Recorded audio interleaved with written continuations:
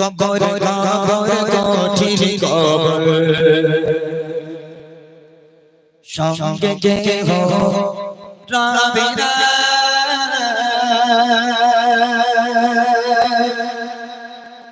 কবর কবর কঠিন কবর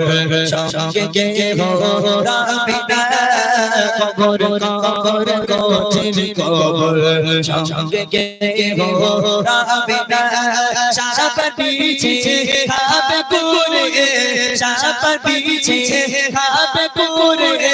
সাথে রয়ে খানা কবর কবর কঠিন কবর সঙ্গে কে হো রাবে না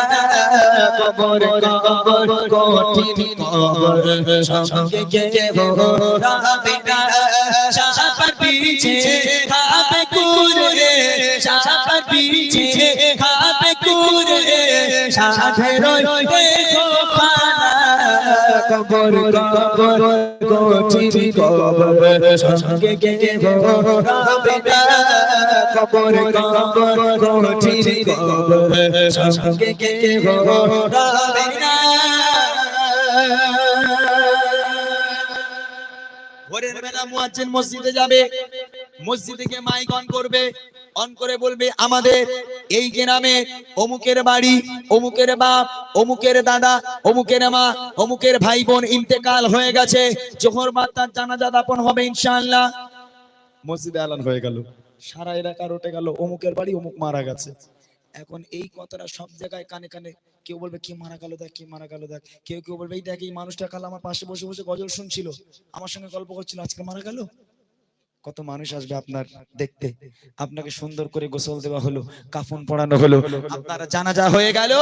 আপনার খাটিয়া ধরে লাশটাকে নিয়ে গোরস্থানে যাওয়া হলো কবরের কাছে গিয়ে বিসমিল্লাহি ওয়া আলা মিল্লাতি রাসূলিল্লাহ বলে কবরে শোয়ানো হলো আমার মায়েরা তো কবরস্থানে যান না তাই আপনারা কবরের ব্যাপারটা বোঝেন না একটু বুঝিয়ে বলি শুনেন বিসমিল্লাহি ওয়া আলা মিল্লাতি রাসূলিল্লাহ বলে কবরে শোয়ানো হলো তারপর বাঁশ চাপা দেওয়া হয় বাঁশ এরকম লম্বা লম্বা বাঁশগুলো চাপা দেওয়া হয় চাপা দেওয়ার পর কলার পাতা বা চ্যাটাই দেওয়া হয় তারপর ছোট্ট ছোট্ট ছিদ্র দেখতে পাওয়া যায় কোন একজন ব্যক্তি যদি ওই ছোট্ট ছিদ্র থেকে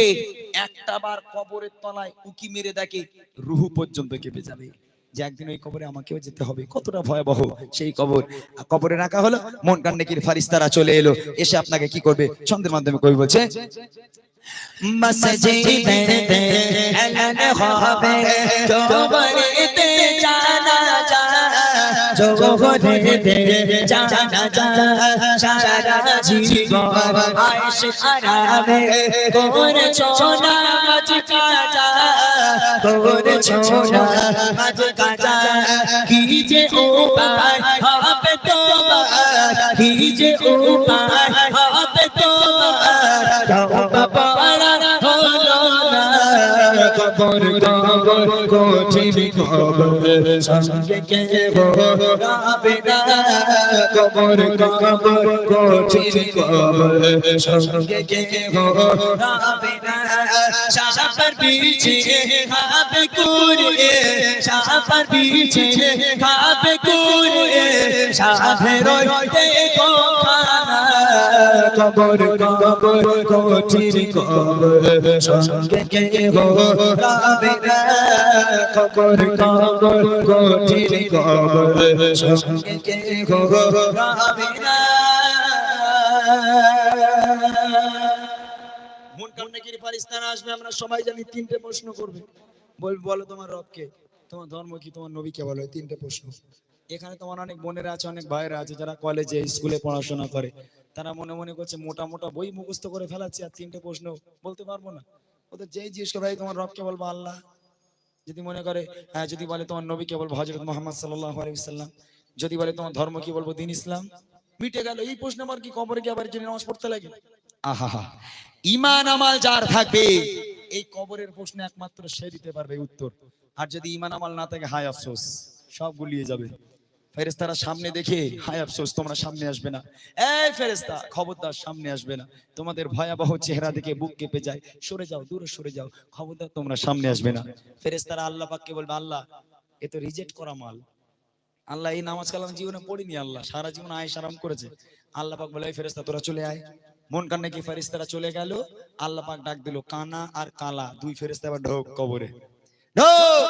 ও সারা জীবন ডিজে শুনেছে, ডিজে গান করেছে আর পিকনিক করে বেরিয়েছে, সারা জীবন ডান্স করে গেছে। তোরা কবরের মধ্যে তোরা তো দেখতেও পাসনি, শুনতে পাসনি, ওরে ডিজে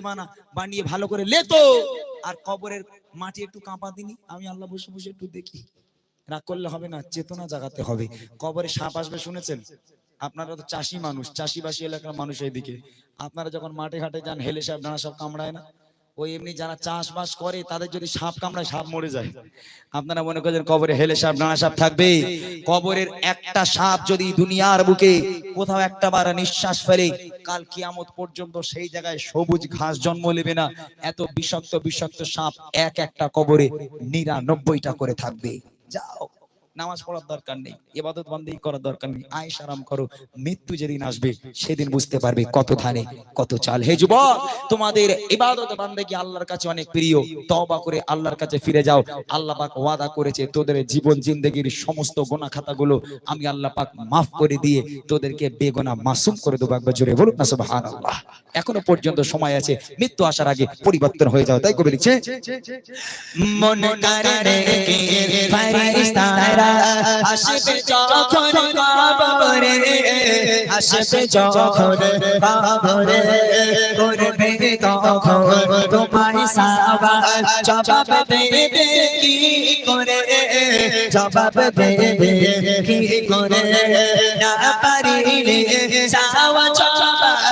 না পারিলে সওয়াল জবাব কি হবে দেখো না। কবর কবর কঠিন কবর, সঙ্গে কে গো হবে না। কবর কবর কঠিন কবর, সঙ্গে কে গো হবে না। সাপা দিছে খাবে করে, সাপা দিছে খাবে করে, সাধে রইতে গো খানা। কবর কবর সঙ্গে কে গো হবে না। কবর কবর কঠিন কবর, সঙ্গে কে গো হবে না। কবর কবর কঠিন কবর, সঙ্গে কে গো